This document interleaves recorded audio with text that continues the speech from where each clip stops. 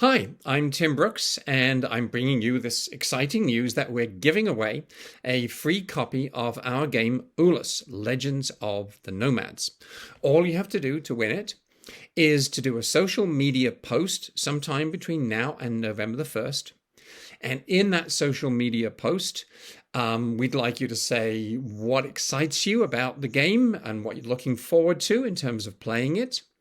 We'd like you to mention the website for the game, ulusgame.com, and we'd like you to make sure you put in a hashtag UlusGame, ULUSGAME, so that we know where to find you. That post before November the 1st, and you'll be entered in the drawing for a free copy of Ulus, Legends of the Nomads.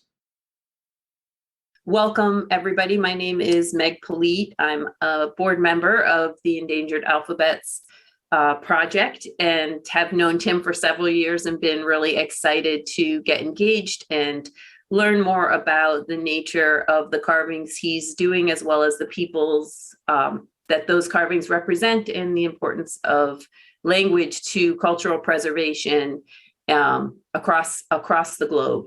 So it's been so exciting to do that as part of this project. And one of the reasons I'm happily hosting here, I took the role of being the main liaison with our partners in Mongolia, who really helped us, as you're going to learn, to create some of the actual pieces of the amazing Ulus Legends of the Nomad game. So I wanted to let everybody know that we're going to have a Q&A session at the end of this after you meet different people that were involved. So if anybody has a question, just post it in the chat and we'll be reading those off at the end to answer any questions that you may have.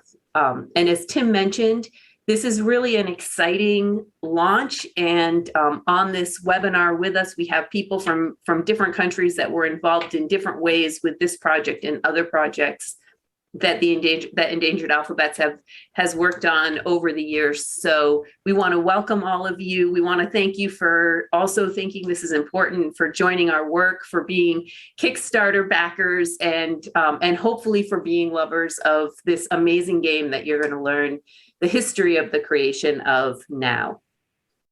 I do want to recognize Evie Nigerian, who is here with us. She is from the organization MultiLingual, which has been a fabulous partner for us. And in addition to running this event and helping us with many other pieces, are really a vital component to the success of this project. So welcome, Evie, and please take a couple minutes and let folks know about MultiLingual. Yeah, hi everyone. So like Megan said, I'm from MultiLingual Media. I'm the Communications and Media Director. So for those of you who don't know about MultiLingual, we've been the leading source of language industry information since 1987. And that's through our magazine, that's both print and digital, as well as our online news feed and now YouTube channel that we've created over the past year. And Tim has had a long-standing relationship with MultiLingual. So when we heard about his Ulus game project, we were really excited to help him promote this. So you'll see in the meeting today a couple videos that our video producer, Oscar, worked with Tim to create to really capture the genesis and promote the game. It's been really a pleasure myself to learn more about Mongolian culture through this project, through all the meetings with Tim, and he's very passionate about this, and it's great to learn about things in that way. And also I had the opportunity to actually be at the meeting, which you'll see later, with the Mongolian partners, which was just an incredible experience. To Zoom with people in Mongolia is something you never think you're going to do. So it's been a true pleasure to be part of this project. So I'm happy to be here. Well, thank you so much to you, Eve, and to Marline and Oscar and all the other people from MultiLingual that have really helped us bring this project at least visually, to so many people around the world. So as we all know, we're here to launch Ulus Legends of the Nomads. And I think the best way to do that is actually to show the video about this game, and then we'll get into some of the panel conversations. So Evie, if you could launch our Ulus promo video, that would be fabulous. I'm Tim Brooks. I'm the founder of the Endangered Alphabets Project, and I'm the principal creator of our game Ulus, Legends of the Nomads. What made me passionately determined to create this game was that last summer I discovered that the remarkable Mongol culture, and especially its language and its uniquely calligraphic script, are under threat. I decided that the best way to bring Mongol culture to the world and to help support it was to create a game that combines Mongol mythology and culture with real people from Mongol history and real places from the Mongol lands. So the whole thing begins with a true event. When Genghis Khan had created the largest world empire the world has ever known, from Eastern Europe to Korea, he and his descendants faced a dilemma. What do we do now? Who do we want to be? How do we want to use this Ulus, which means land or home? Do we want to continue to be nomadic steppe dwellers? Do we want to be city dwellers or manufacturers? Who are the Mongols? So this is how the game starts. Each of 7 Mongol gods has their own vision for what the Mongol lands and the Mongol people should be or should become. And they play out their competing visions on the world map through a series of champions who are taken from Mongol history and Mongol mythology. The champions travel through the Mongol lands, fighting monsters and winning the assets that their god needs to create their Ulus, their vision of the Mongol lands. The game is immersed in Mongol culture.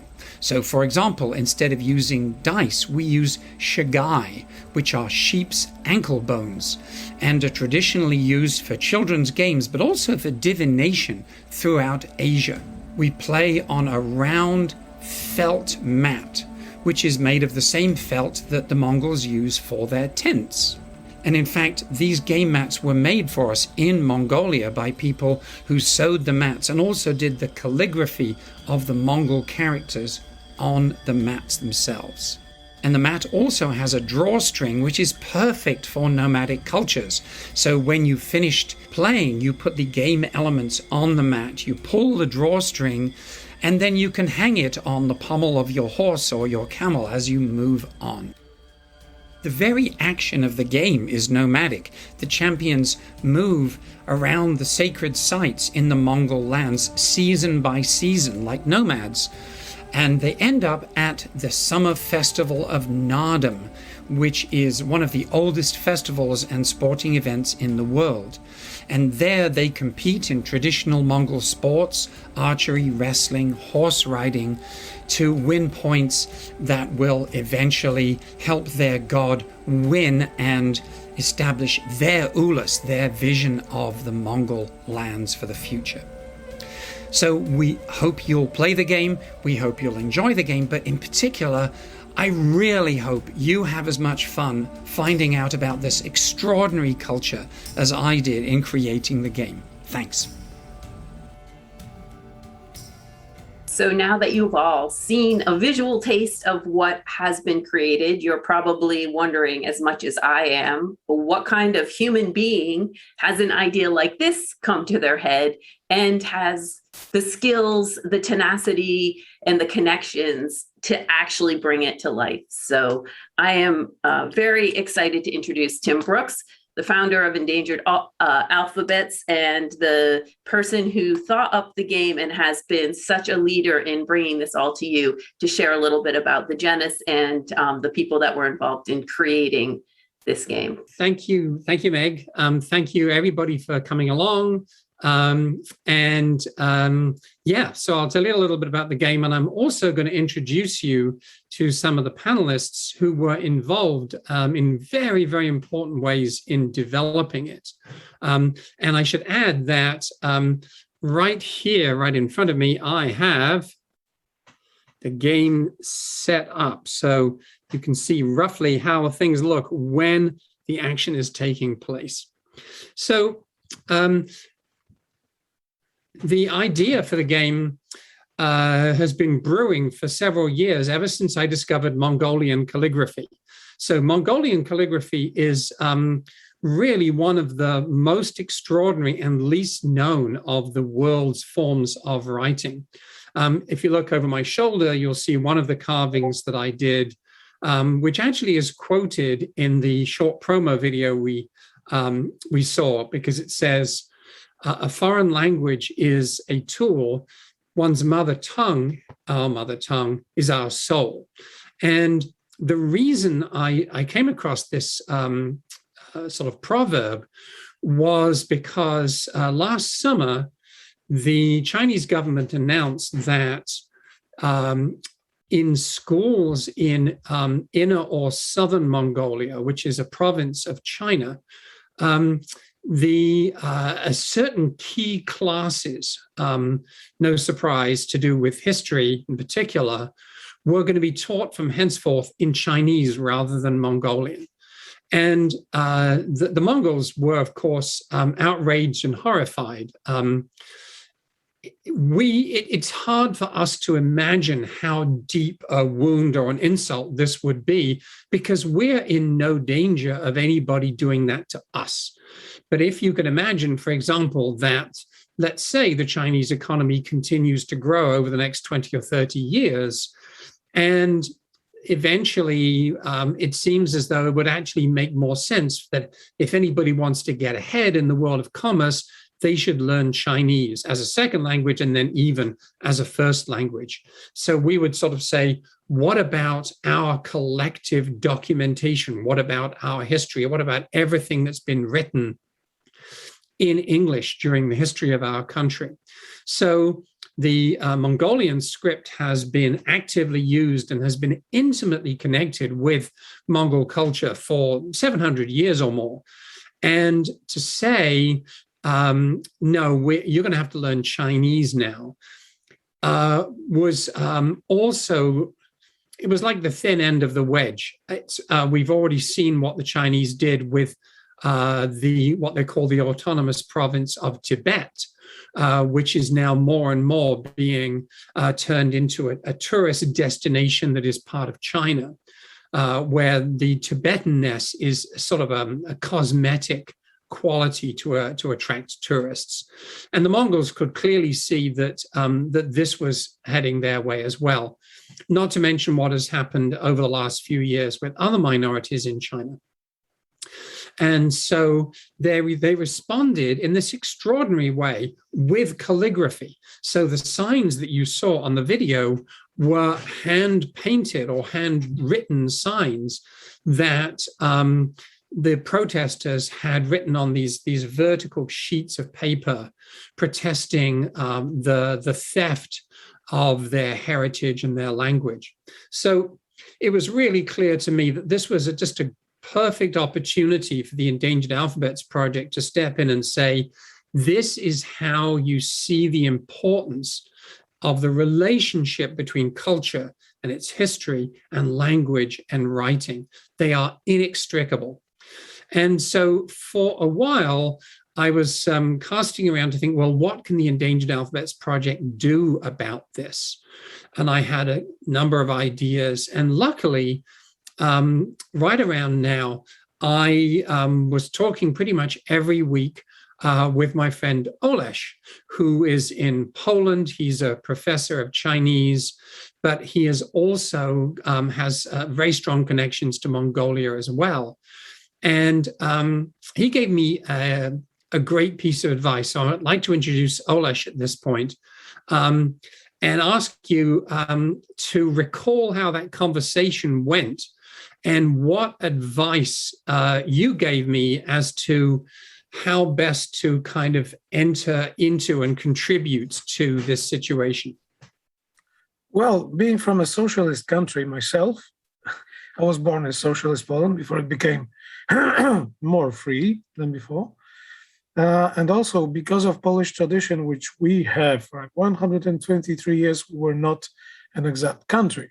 We're occupied by Russians, Germans. So there is a kind of tradition and understanding that many people do not have about how dangerous it is actually to keep your own culture. And any outright action that we may take may be considered, endangering people within Inner Mongolia, right? Maybe consider something against Chinese government or something which something provocative, yeah, provocative. So, the idea was simple, and I think you toyed with it before, but it was just the brainstorming. I really like those conversations because that was the brainstorming that we talk and the storm happens in his head. I really like that one. So the idea was to make a game, not a set of books, not kind of a policy like forcing anything on anybody. And we have to remember that at the same time in the Inner Mongolia, we have the slow banishment of Mongolian out of the education system. And at the same time in Mongolia itself, there's a very slow and very difficult process of reintroducing the traditional writing into Mongolian, which was dominated by Cyrillic writing brought by Bolsheviks into Mongolia. So at the same time, we would help the Mongolian, the Inner Mongolian, and actually, I think it is something that they also recognize as theirs, because that game is pretty much Mongolian, not ours. We just help some to do some things, but the game itself and the culture was really developed with the help of Mongolians. I think this is very important too. So the other thing that that Ulus insisted, and when Ulus insists, he has that classic Polish stubbornness. You get worn down. Pretty early on, he said the climax of the game, the showdown, has to happen at Naadam. So tell us what Naadam is and why you felt so strongly that this should be the climax and showdown of the game. As you did say, that my parents were posted to Mongolia before I was born, and it was pretty much all the stories of Mongolia as I was growing up. I visited Buryatia, which is a kind of Mongolia, and I had a lot of Mongolian friends during my studies in China. So like Mongolian culture was always with me. And it is just, if you talk to Mongolians, if you live with them, you see that Naadam is very important. It's a part like we have Chinese New Year in China, we have Christmas in Poland, and we have Naadam in Mongolia. It's very important. I just wouldn't imagine that game without this being the highest moment, the climax of the story, because every game is a kind of a story too.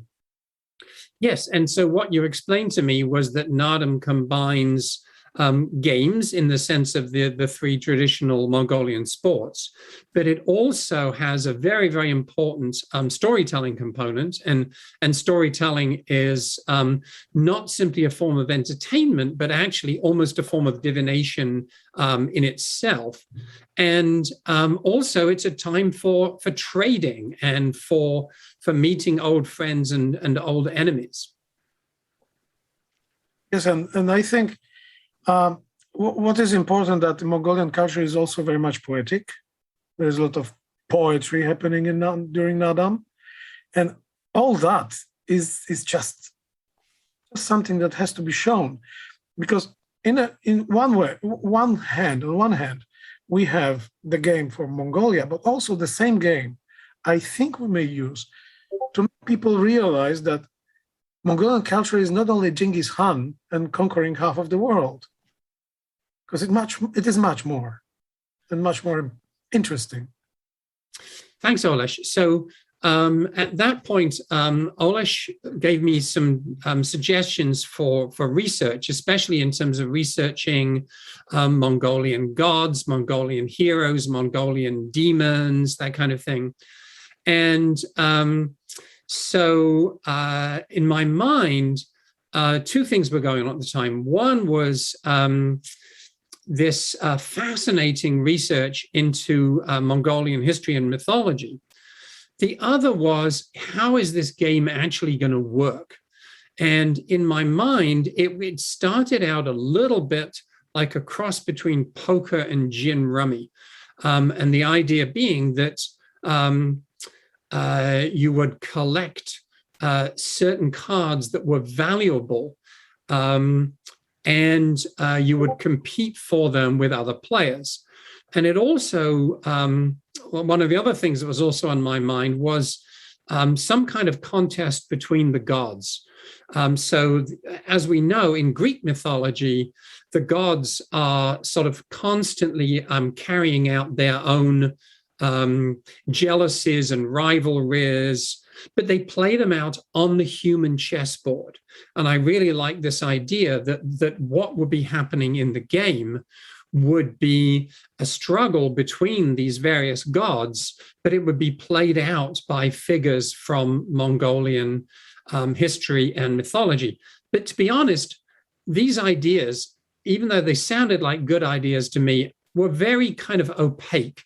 And luckily, at this point, I started, I would say, not only talking with, but listening to and sitting at the feet of my friend Javan Ellis. So Javan has this extraordinary double qualification for being involved in this game. He not only has an MFA in emergent media, including game design, but his thesis project, which I was fortunate enough to be involved in peripherally, was a tablet game to teach Mongolian calligraphy. And so he had done a ton of research into Mongolian mythology as a way of building that game. So I'm going to bring Javan on board now and ask him, do you remember what your first impression was when I first threw this very unformed and possibly juvenile series of ideas at you? Oh, goodness. I think my first impression was somewhere along the lines of, this isn't a card game, it's a board game. It's the different elements. There was so much going on that wanted to, needed to be captured and communicated. And there was so much of a depth that could be explored with this, that what I was looking at kind of defied all the laws of what a card game was, and needed to be something that was a little bit more substantial in that way. And also more visual. So as you and I talked, so for me to talk to Javan was, I would always have a list of questions, and I would start these questions, and he would come in at a different level. I felt as if like I was standing on the ground and he was like on a drone at maybe 20,000 feet, looking over this vastly wider arena. And he would ask me all of these professional questions, like, what is your wind condition? And, the first time he said it, I thought he said wind condition, So what Javan started doing, possibly out of self-preservation, was just asking me to consider a series of questions on different levels. Do you remember any of the questions that you asked or invited me to think about as I was developing it? Yes. So I guess another helpful thing for folks in the audience. So my background was in game design and emergent media, but specifically how you can connect art and new technology with people and culture, and how you can actually use that as a tool to really benefit them, in a lot of the things that they're interested in. And I got connected to Mongolian calligraphy through UNESCO's list of intangible cultural heritage, because I was really interested at the time in figuring out, how could we use technology to perhaps be something that can help with some of these issues, some of these like weaving traditions or horseback riding traditions or calligraphic traditions that are dying and that people don't know about and that are on the verge of being extinct. How can we use new approaches to really solve that? And so I stumbled into Mongolian calligraphy. I should also mention the carving behind me is from Tim during the time of my thesis. And what it means is mongoose, which is a name of a monster, a mythical monster in Mongolian tradition. And that was the title of the game that I was working on, because To keep a very, very long story short, one of the critical issues with Mongolian calligraphy and its preservation is that kids weren't interested. It just wasn't something for them. And also media, kind of like what Ulus said, really spins the Mongolian tradition as something that is very warfaring, very gruff, like no element of finesse or sensitivity or like art to it whatsoever. It's just, you think of conquering, you think of violence. And there was so much more to their culture and to their history and to their stories that was just getting kind of buried under the sort of media spin of what it means to be Mongolian and what the media perceives as the Mongolian tradition. And so one of the things, I am not an expert in Mongolia. I did a ton of research for my project. I spoke with experts for my project, but my expertise really came from game design. And so some of the things, game design is, as cliche as this is, it's as much of a science as it is an art. And there are certain questions that you really need to ask yourself in order to have a successful game. For instance, what is the win condition? How do you win? How does the player get from the very beginning to the very end? And how can you make that win condition satisfying? How can you think about that player experience as you go through it? We also talked about the player demographic, because, who are you making this game for? We are, as humans, as game players, we are most interested in the games that we want to play. But Tim's not making a game for British Vermonters. He's making a game for people all around the world.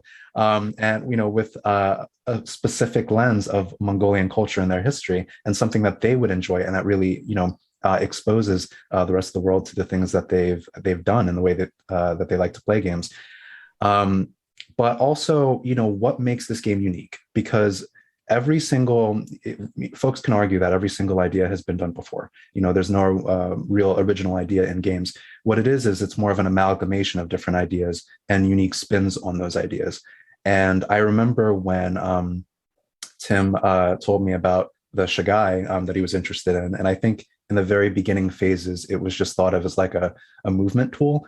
I was floored. I was like, oh my goodness, this is such a cool concept. How can we bring these ankle bone games, this element of divination, even further into the game? Because that is so cool. That is something that no other American board game I've seen ever has. And how can we really, because I think that'll really capture a lot of folks' attention.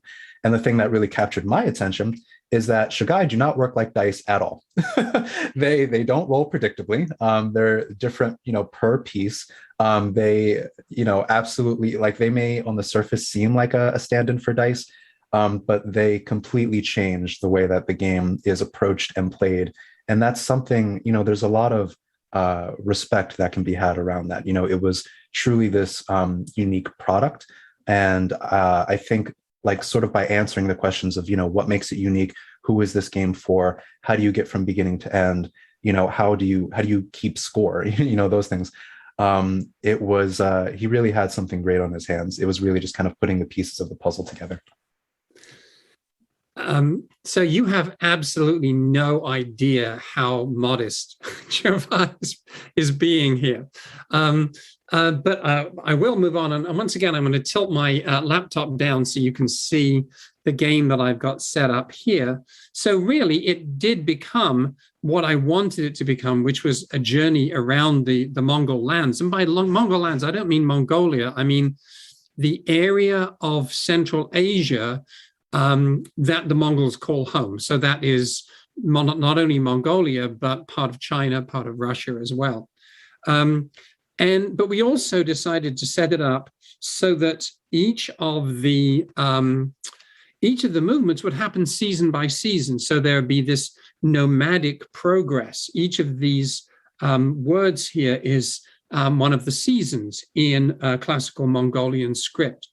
And so it becomes a seasonal journey around the traditional Mongol lands.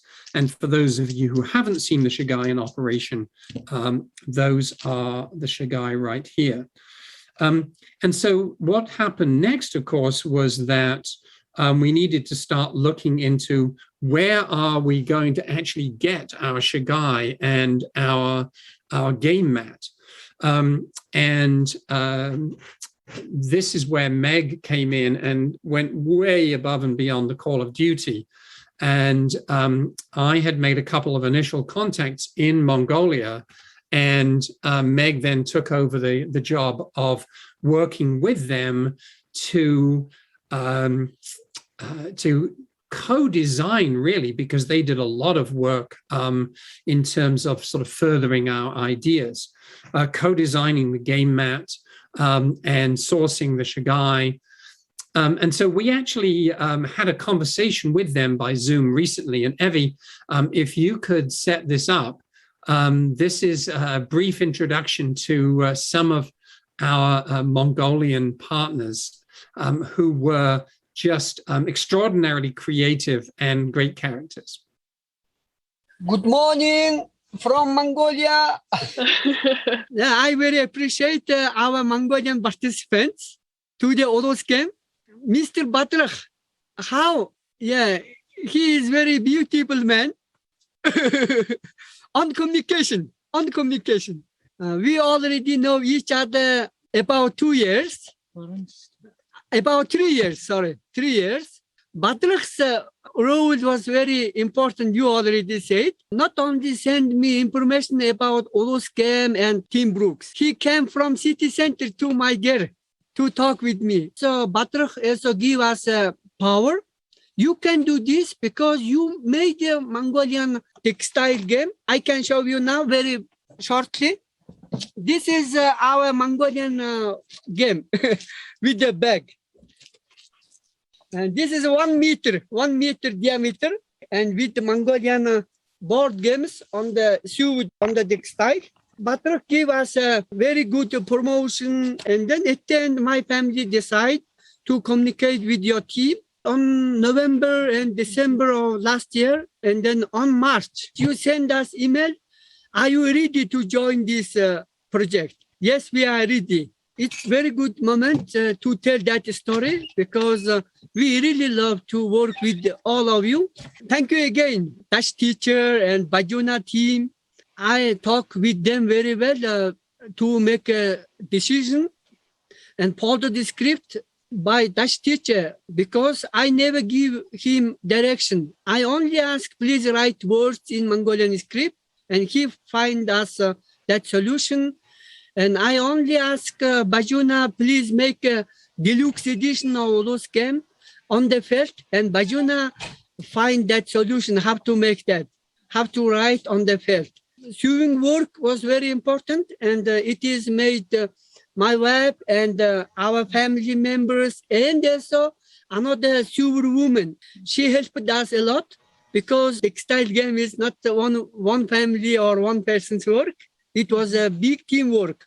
Of course, this coronavirus condition is giving us some restriction. We can't visit more places, but we contact with them using the internet. And then at the end, we are very happy. Our this 7 months work found each other in this big Ulus team work. Yes. Yes, just to explain, because we went through that very quickly. So Bajuna is a traditional felt maker, or rather she is a modern textile artist who's decided to work in the traditional felt medium, which is used. The jackets that you saw Bee and Soy wearing are felt jackets. Their ger or tent is made of felt. Bajuna has made felt shoes.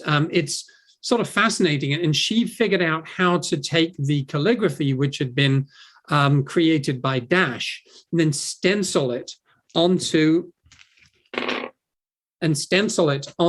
felt game mat. And then the standard game has yet another Mongolian script called a folded script, which is printed on a fabric textile. So you have those two different mats, and they produced them all in this little cottage industry they had set up in their tents. So that was just sort of a remarkable collaboration. I'm almost done here. I just want to sort of bring you up to date. This is sort of an interesting time for me because this morning I drove to our tiny local post office in my Subaru with probably 60 to 70 boxes in the back with Ulus Legends of the Nomads stamped on the side of the box. And those are going out to our Kickstarter backers. There are a lot more going to the same post office tomorrow and the day after, let me tell you. It's just great to see how patient everybody has been in terms of waiting because of all the delays that we've been forced to undergo, and also how excited everybody is to see the game. In the meantime, we've also compiled a lot of what we've learned about Mongolian history and mythology and the characters. This is the rule book, but it's a lot more than that. It also, for example, all of this is explanation of the asset cards and why each of those assets is so important to Mongolian culture. As Ulus said, in many ways, this is a very Mongolian game. This isn't an American game about Mongolia. And the other thing we've been doing is creating the ulusgame.com website, which has even more information, including profiles of the various members of the Ulus team, including the artists whom we haven't met today, two of whom are Mongolian. And then we have a lot more information, including information about the Shagai, other Shagai games, and children's games, and how to use Shagai for divination. And then the final bit that I wanted to point out about the Ulus game site is that it's really clear to me that working with other members of our team, I've created this game, but as soon as it goes out into people's hands, they will make it again. People will start playing it with their own versions or their own rules or their own additional elements. And I think that's just fantastic. So there is actually a page on the ulusgame.com site where you can post your own variations that you've invented, so that the game is just sort of going to continue growing and changing as it spreads around the world, we hope. So I'm pretty much done here, except to say, please go and visit ulusgame.com. You can not only order a variety of Ulus merchandise in addition to the Ulus game, but I'm hoping that this is going to become a place where it sort of becomes a nexus for Mongolian culture. So we have a lot of stuff there about Mongolian script and language. We have links to various Mongolian calligraphers, some of whom consulted with us for the game. And I'm hoping that, again, as both Ulus and Javan said, that stereotype that we have in the West, as if we were still living in 1200 and we had just been overrun by the Mongols and were furious at them, that that was 700-800 years ago. Let that go. This is just a remarkable country and a remarkable culture, and one that has its considerable struggles and difficulties right now that I think the world should know about. So with that in mind, I'm throwing this open to questions. So these questions could be directed to myself, or to Meg, or to Evie, or to Javan, or to Ulus, or you can roll your Shagai and you can direct them to the universe. So Evie, could you act here as MC and sort of direct us to questions that we can now address? Yeah, definitely. So we have a question from Anson Ching. Of course, apologies for any mispronunciations in your names. Have you tested Shagai result probabilities? Are they equal or the same?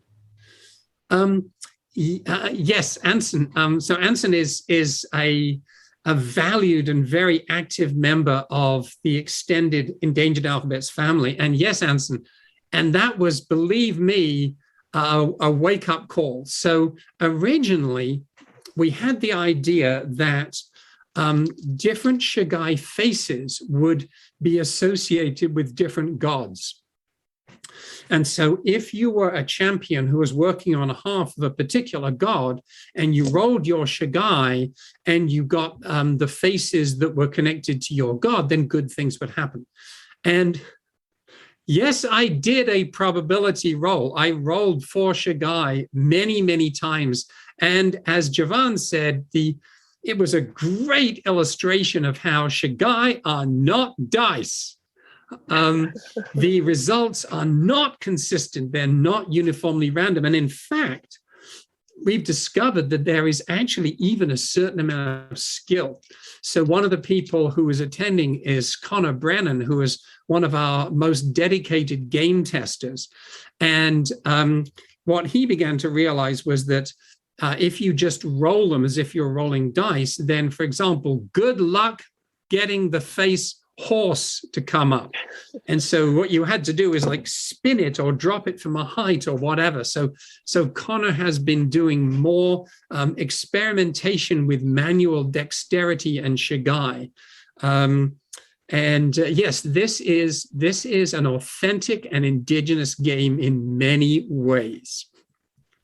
I wanted to just mention, because you said authentic, and one of the most meaningful and kind of really shows the connection between past and culture experiences that I had working with our Mongolian partners, our Mongolian friends, on the creation of these mats that roll up into bags. And Shagai was actually trying to figure out how to close the bags and realizing the felt was too thick for drawstrings. So what they proposed to us were the toggle closes that you saw in the introduction and that Tim talked about. And if you saw them in the video, you'll see those are the traditional closures they use to close their shirts.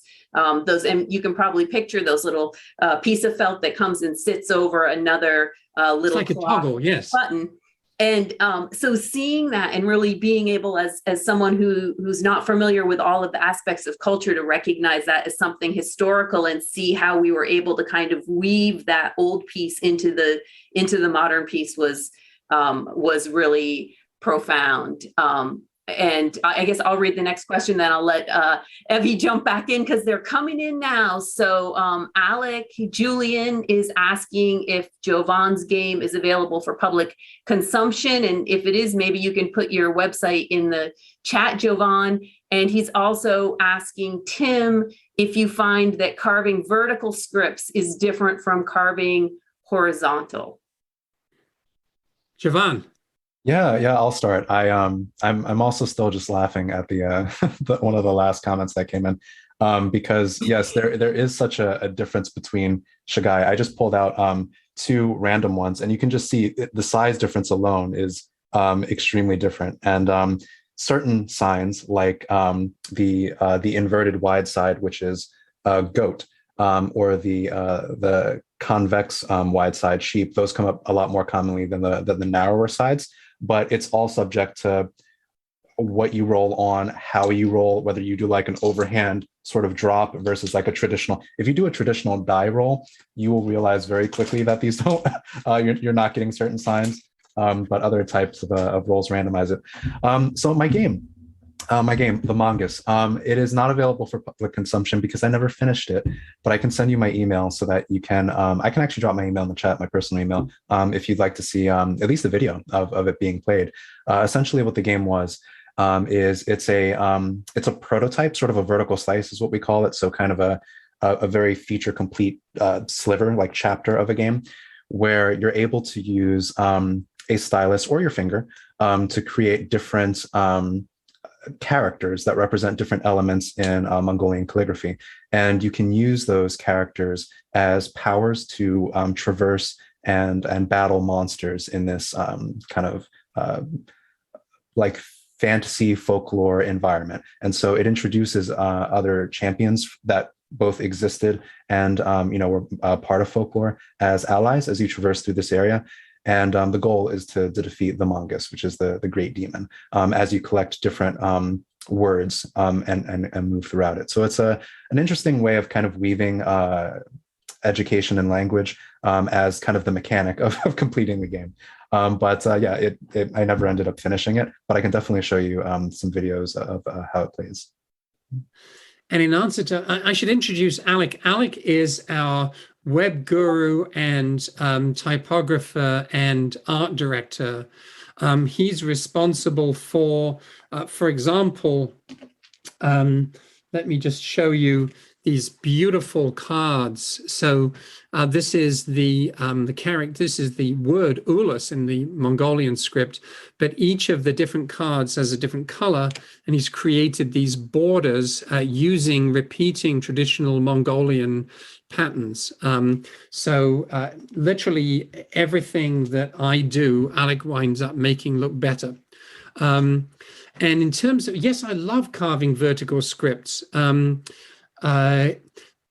Interestingly enough, that means I'm usually working along the grain rather than across the grain. And that means that you have to be very careful, because if you carve the right way with the grain, everything goes just beautifully smoothly. It's like carving very hard butter. But if you go the wrong way longitudinally, it's like stroking a cat's fur backwards. You know, things could go wrong very quickly. But yes, there's definitely something much more fluid and gravitational, and in that sense, kind of natural to vertical scripts and horizontal scripts. And in fact, I'm going to turn my camera again, and then you'll see right on the wall. So that is Nushu, which is the secret Chinese women's script. And it's in the shape of a panel of a fan, because often this script was used by women in either in embroidery or in decorating fans. So they were making best use of their existing materials and available skills. And also that meant they could just shut the fan up if someone came in and it would disappear. So I tell you, once you get out into the realm of the endangered alphabets, writing becomes so much more interesting. I wanted to share also about the scripts, and maybe follow it with a question of my own, and remind people that you can put questions in the chat. But when we had the celebratory meeting with our Mongolian partners, and I know you've all seen the game mat that Tim's been showing with the vertical script on it, but as he mentioned, our other edition has the folded script on it, and they talked about how the folded script, I don't know if it's correct, but what they said was the folded script was created because it fit better in typesetting for things that they needed for, like the stamp for businesses and things like that. And it looks completely different. And as an American, like, how could it even be a form of writing? Maybe Tim can hold a piece up for you, but I'm wondering, Jovan, if you have any idea, like, how do you go from creating a traditional script into a folded script? Are there characteristics that they're looking to hold on to maintain the historical meaning of connection as they move to a more modern look? Or is it just someone randomly was like, this is going to be this? But I'd love to hear any thoughts you have about, because the two are so radically different looking. Absolutely. To be honest, I can't even begin to talk about all the work that goes into the differences between them. I think it's one of those things where, particularly when I was working on the iPad game, I realized that there can be such a dramatic difference between how a word is written in calligraphy versus whether it's just typed. Like, if it was a game where they can just type words, everything would be 100% accurate all the time. But one tiny thing that I can contribute to this is the programming of this iPad game. I had to limit it to a very specific amount of words. And in order to make it playable, I had to essentially create a library of almost 100 different ways that a person can write this particular word in calligraphy, and including all of the variations, all of the errors, all of the maybe personal flourishes and styles.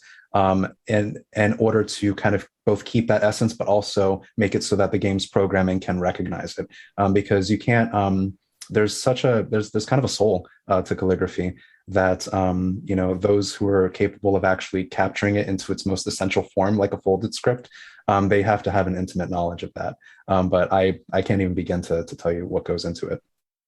So I don't actually have a standard mat up here with me, but I do have the rule book. So you can see that's the the folded script right there, which, as you can see, is extremely different from the standard calligraphic script.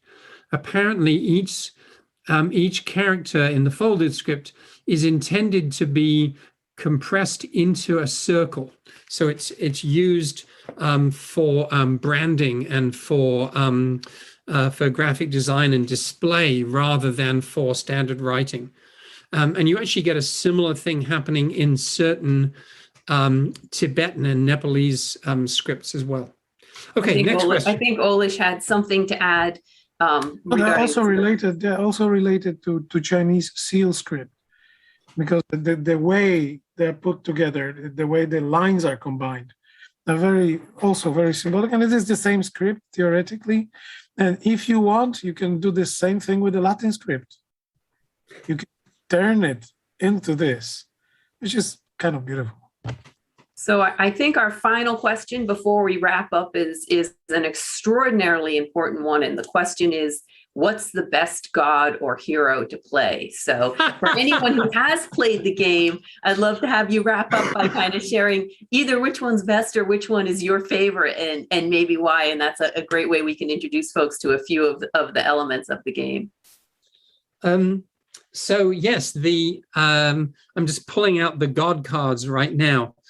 So we have a variety of gods, and there are 7 of them, and 6 are fairly familiar characters to anybody who knows anything about Mongolian mythology, which of course I didn't know anything whatsoever. So we have Tengri, who is sort of like the father god figure, and then we have let's say, for example, Etugan Eke, who is sort of like Mother Earth. But I decided that I wanted to have a god in there who was a trickster, who was like the Loki of the Mongolian pantheon. And so we dragged a rather obscure demon out of one particular branch of mythology, and he became Lobsagoi. And so Lobsagoi is a trickster who has no interest in the future of the Mongol lands and how best to use it. He just wants to mess everybody else up. So Lobsagoi is probably the most fun to play of anybody has a contrarian nature and just wants to mess with other people. So I'm just going to wrap up and turn it back over to Meg to wrap up. I just want to thank everybody for your involvement, not only in being here today, but in your involvement in activities since the creation of the Endangered Alphabets in some cases, and certainly since the beginning of the Ulus. We are on to new things. Literally starting tomorrow, the game Ulus is going to go on sale to the public at ulusgame.com.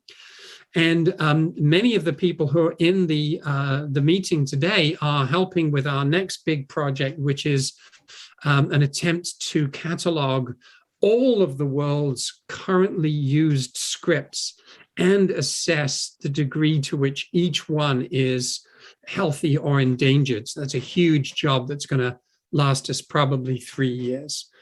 So Meg, thank you so much for taking the lead and for emceeing this.